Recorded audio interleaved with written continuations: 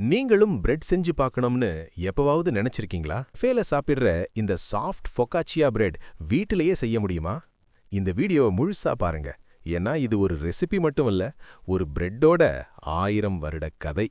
வணக்கம் நண்பர்களே, இது உங்கள் கூரல் அண்ட் கிரேவிங்ஸ். இன்னைக்கு நாம பார்க்க போறது பிரஞ்ச்ல ரொம்ப ஃபேமஸான ஃபொகாச்சியா பிரெட். இந்த பிரெட் எங்கிருந்து வந்தது? எப்படி பிரஞ்ச் ஃபுட் ஆனது? முன்னாடி மக்கள் இதை எப்படி சாப்பிட்டாங்க? இந்த எல்லாத்தையும் ஒரு அழகான ஸ்டோரியா இன்னைக்கு தெரிஞ்சுக்கலாம். இத்தாலி நாட்டைச் சேர்ந்த பாரம்பரிய பிரெட். 1000 வருடங்களுக்கு முன்னாடி கேஸ் ஸ்டவ் இல்ல, எலக்ட்ரிக் அவன் இல்ல. மக்கள் மண் அடுப்புல சூடான கல்லின் மேல மாவை ஃப்ளாட்டா பரப்பி சுட்டு சாப்பிட்டாங்க. அந்த பிரெட் தான் இன்னைக்கு நாம ஃபொகாச்சியான்னு சொல்றது. ரோமன் எம்பையர் காலத்துல இந்த பிரெட்டுக்கு பானிஸ் ஃபொகாசியஸ்னு பெயர். அதுக்கு அர்த்தம் தீயின் அருகில் சுடப்பட்ட ரொட்டி.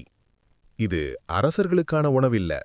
விவசாயம் பண்றவர்கள், வேலைக்கு போறவர்கள், பயணம் பண்றவர்கள், அவங்க எல்லாருக்கும் இந்த பிரெட் தான் காலை உணவு.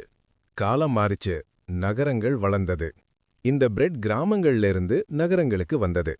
ஒவ்வொரு இடத்திலும் ஒரு style. Tomato focaccia, olive focaccia, cheese ஃபொகாச்சியா.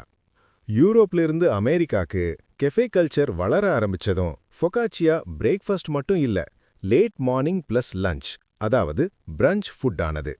காஃபியோட, soup சாலடோட serve பண்ண ஆரம்பிச்சாங்க. இன்னைக்கு ஃபுக்காச்சியா ஒரு கேன்வஸ் மாதிரி. என்ன டாப்பிங்ஸ் வேணும்னாலும் சேர்க்கலாம். ஆனா அதோட சோல் மட்டும் இன்னும் மாறல. ஆலிவ் ஆயில், ஹெர்ப்ஸ், அந்த சாஃப்ட் டெக்ஸ்சர். அடுத்த தடவை கெஃபேல ஃபுக்காச்சியா சாப்பிடும்போது இதை ஒரு பிரெட்டா மட்டும் பார்க்காதீங்க. அது ஒரு நாட்டோட வரலாறு, ஒரு மக்களோட வாழ்க்கை. நீங்களும் இந்த பிரெட்டை வீட்லயே செய்து பார்க்கணும்னா கீழே டிஸ்கிரிப்ஷன்ல இன்கிரீடியன்ட்ஸ் லிஸ்ட் கொடுத்துருக்கேன். அதையே யூஸ் பண்ணி செய்து பாருங்க. உங்களுக்கு எப்படி வந்துச்சுன்னு கமெண்ட்ல சொல்லுங்க. இந்த வீடியோ பிடிச்சிருந்தா லைக் பண்ணுங்க, ஷேர் பண்ணுங்க, சப்ஸ்கிரைப் பண்ண மறக்காதீங்க.